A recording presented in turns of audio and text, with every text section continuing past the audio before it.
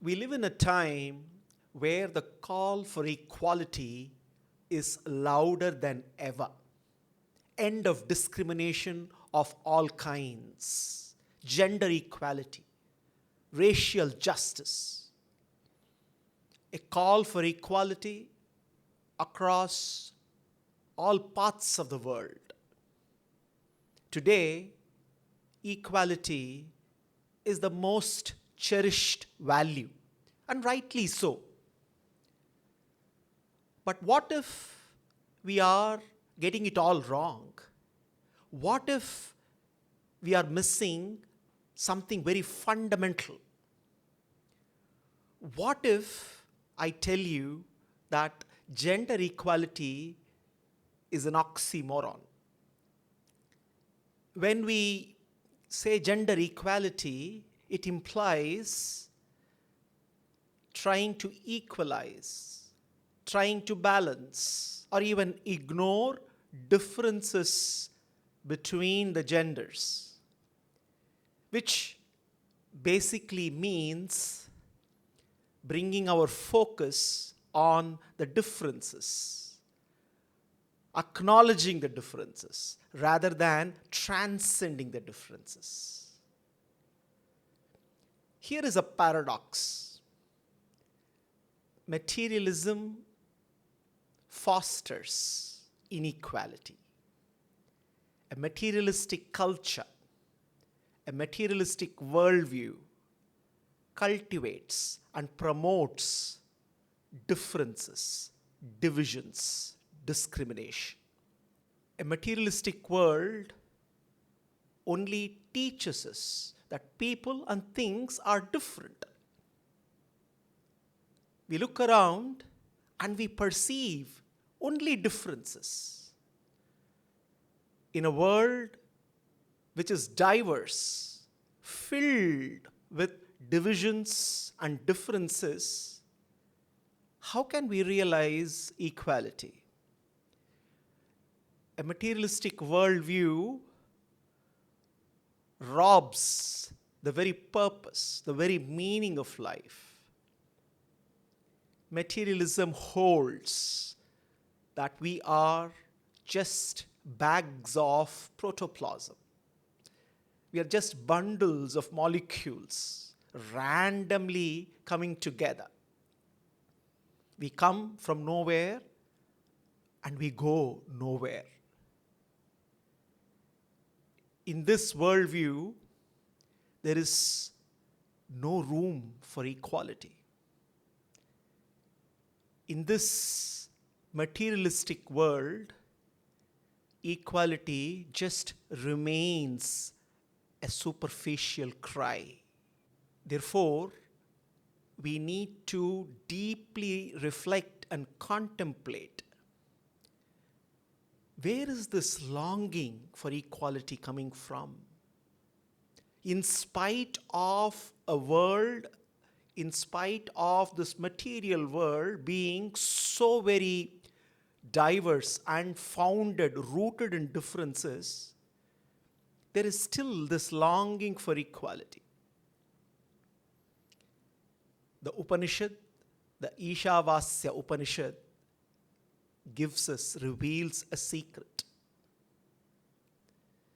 It reveals that only when we understand the true nature of reality, only when we understand the spiritual nature of reality, we can realize equality. And in the realm of spiritual reality, there is no room for hatred. Hatred is a byproduct of materialism. Materialism promotes hatred, which thrives on differences, which are inherent to the material world. The Isha Upanishad reveals a very profound secret. When we understand our true nature, when we understand the nature of creation, the nature of reality, there is no room for hatred. Yastu sarvani bhutani atmanyeva anupashyati sarvabhuteshu cha atmanam tatha na vijugupsate, declares Isha Upanishad. Tatha na vijugupsate. No room for any hatred. The Upanishad clearly explains to a Brahmajnani, no one, nothing in this world, in this universe is hate-worthy. When one realizes the nature of the Creator, the nature of the Supreme Being, the nature of Sri Krishna Paramatma, the one who pervades and permeates everything in this universe. The Creator is also embedded in his creation. He is not inseparable from his creation. The Creator pervades and permeates this entire creation. When one realizes that every entity, every living being is pervaded by the Creator, when one realizes that the Supreme Being, that Parabrahman, is an indweller in each and every entity, then there is no room for any hatred whatsoever. When we understand the spiritual reality, we also realize the underlying equality. Then, when we look at the diversity of this material world, we also understand that underlying the diversity, there is unity, there is equality. We are all eternal, glorious, joyous, conscious, divine parts of that one supreme whole, WHOLE, the Supreme Being. We are all parts of the one whole. And the beauty of the whole, the Creator, is that he also pervades every part, sustains and supports every part which belongs to him. All the parts are equal. The business of a part that belongs to a whole is to just lovingly serve the whole to which it belongs. The part serves the whole sustains, supports, and protects every part. When we realize this fundamental nature of reality, then we also can understand that equality is inherent to our own nature. All parts that belong to the whole are equal. We are all spiritual beings. There are no differences when it comes to our true nature. Now, we can also understand this by taking the analogy of our own body, the human body. The human body comprises of trillions of cells. There is one human body, an organic whole. Every cell is a part that belongs to the whole. The cells are so very diverse, but still they are all equal. There is no discrimination. There are no differences in terms of one cell being inferior to the other. All cells have their function, have their roles to play, and all cells are meant to serve the whole to which they belong. They are inseparably related to the whole.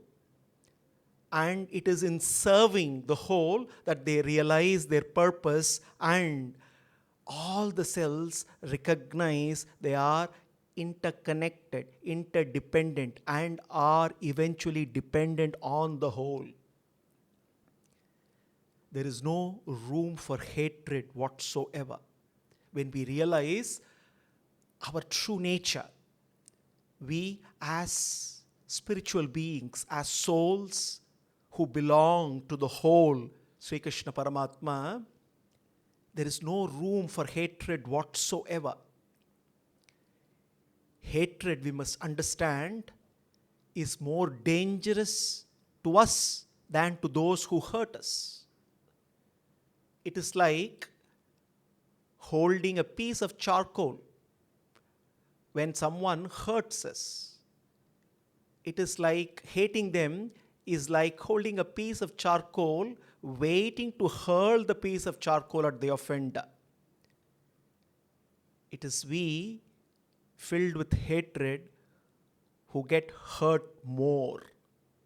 The only way we can drive out hatred from our hearts is when we realize that we are meant to lovingly serve the Supreme Being to whom we belong. And when we love the Supreme, and when we fill our hearts with love, that love for the Supreme Being crowds out the hatred in us. Then we start to lead our lives focused on our loving service to the Creator and doing His work, which is serving His creation. Adveshta sarvabhutanam maitraha karunayevacha.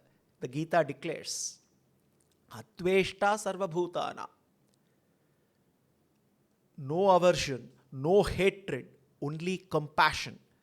Compassion even towards those who hurt us. That is the highest virtue.